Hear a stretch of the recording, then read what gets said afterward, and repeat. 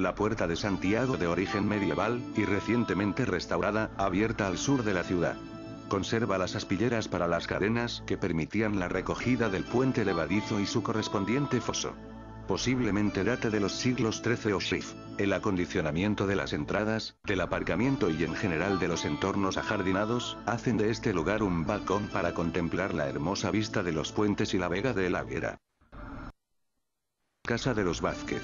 Construida a comienzos del siglo XVI por Francisco Vázquez, el indiano, fue restaurada en el año 1923 con elementos del convento de San Francisco por los Bernaldo de Quirós. Su portada gótica enmarcada por alfiz está abierta en ángulo y sobre ella el escudo de los Vázquez. En su exterior destaca la portada y la exquisita rejería, y en su interior el bellísimo artesonado, la escalera y la azulejería. Actualmente es oficina de correos. Iglesia de San Pedro San Isidoro. La puerta románica en la fachada norte, data de principios del siglo XII. En el XVI don Francisco Vázquez, enterrado en el interior del templo, propició su restauración y se construyó su bóveda de crucería y las capillas de los Chávez y los Maldonado. En su interior, encontramos un bello Cristo crucificado de talla barroca y un hermoso óleo de la Virgen de Guadalupe, obra del mexicano Juan Correa. Recientemente ha sido objeto de una cuidada rehabilitación. Patio posterior del Hospital de la Pasión, situado en terrenos de la antigua sinagoga judaica, donada en 1492 por los Reyes Católicos. Fachada norte de San Pedro con su característico ábside de ladrillo de estilo mudéjar, también de principios de siglo XII. Fachada de la residencia geriátrica Obispo Tellez, antiguo convento de las franciscanas descalzas, edificio de 1739. En su lugar hubo antes un palacio y luego un cuartel. A principios del siglo XIX el convento fue utilizado como cárcel. Puerta del Sol, una entrada achaflanada con arco apuntando, construida en torreón que sobresale de la línea de la muralla, fue construida durante el reinado de Enrique II de Trastámara y restaurada en siglo XVI, estuvo cerrada durante varios siglos, hasta el XIX, en el que sería abierta nuevamente durante el reinado de Isabel II, en 1970 volvió a restaurarse y en la última, hace poco como podemos ver, le suprimieron las almenas. Dos garritas cercanas de la muralla a ambos lados. Ayuntamiento del siglo XVI y estilo renacentista. En su torrecilla norte están labrados bajo un alfiz quebrado, aparece el escudo de Carlos I, rodeado por el collar de la Orden del Toisón de Oro, timbrado con el águila bicéfala y la corona imperial. Flanqueándolo se encuentran, de un lado, el escudo de la ciudad con las 3 columnas. Por el otro, el blasón atribuido al corregidor que gobernaba el consistorio, cuando este se construyó. Fue declarado Patrimonio Histórico en 1931. En 1903 don Joaquín de Vargas y Aguirre añadió el ala de la derecha, construyéndose sobre la superficie de la antigua iglesia de San Juan, intentando imitar el estilo del resto de la edificación. En lo alto de la fachada principal se encuentra situada una campana para avisar de los bandos, a los lados hay 2 columnas, que encierran 3 arcos. En este edificio se ubica el Archivo Histórico Municipal, uno de los más importantes de Castilla y León, que conserva documentación de varios siglos.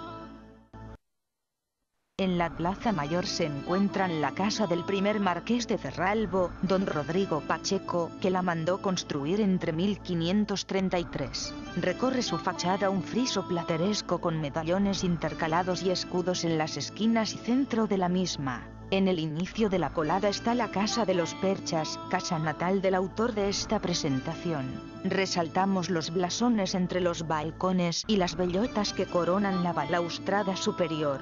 El interior fue reconstruido debido a un incendio en 1970.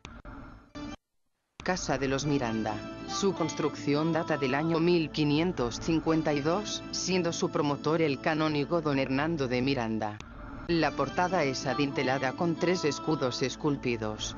Alberga en el interior un patio del siglo XVII, Palacio del Conde de Alba de Yeltes, conocido también como Palacio de los Nieto de Silva, debido a que fue construido sobre otro de esa familia en el siglo XVI. Casa de los Velasco. Fue construida a principios del siglo XX sobre el antiguo Palacio de Amayuelas. Puerta del Conde. El conde no es otro que don Rodrigo González Girón, a quien se atribuye la repoblación de la ciudad. Se encuentra inscrita en una torre rebajada durante el siglo XVI. Se defendía por el puente del registro y una barbacana. Cercano a ella está el cuerpo de guardia que hoy alberga el centro de interpretación de la ruta de las fortificaciones de la frontera. Fue restaurada en 1966. Escalera que da acceso a la muralla desde la calle Madrid. Palacio de los Ávila y Piedra, de los Castro de Montarco. Su construcción fue promovida por don Francisco de Ávila y Piedra, a la sazón alcalde de la ciudad en el año 1499. De estilo gótico, transición al plateresco, presenta en su fachada principal una portada de dintel adovelado, basas góticas, alfiz y columnas salomónicas. Las ventanas llevan adornos góticos. Es una joya arquitectónica. Casa de Cultura, Casa de Montezuma siglo XVII. En su fachada muestra un escudo de los Cornejo. Capilla de Cerralbo. Su construcción fue ordenada en el siglo XVI por el cardenal don Francisco Pacheco de Toledo, primer arzobispo de Burgos, levantada para hacer sombra a la catedral como panteón funerario de la familia Pacheco, tras la negativa del Cabildo de la Seo Civitatense a derribar parte de la capilla mayor para hacer girola para enterramiento. Planta en forma de cruz latina, con capillas a derecha e izquierda de la mayor. Tiene una importante cúpula sobre pechinas. De estilo herreriano, obra de Juan Ribero de Rada. Alberga piezas importantes, como el retablo en madera de nogal, obra del ensamblador mirobrigense Alonso de Balbás, con un extraordinario tabernáculo, el óleo de la Inmaculada del sevillano Domingo Martínez. En una de las capillas yace el 12 Marqués de Cerralbo, la figura orante y el frontal de altar de la capilla del lado del Evangelio, fueron realizadas por Mariano Bendiure, también conocida como Iglesia del Sagrario. Audiencia y cárcel, siglo XVIII.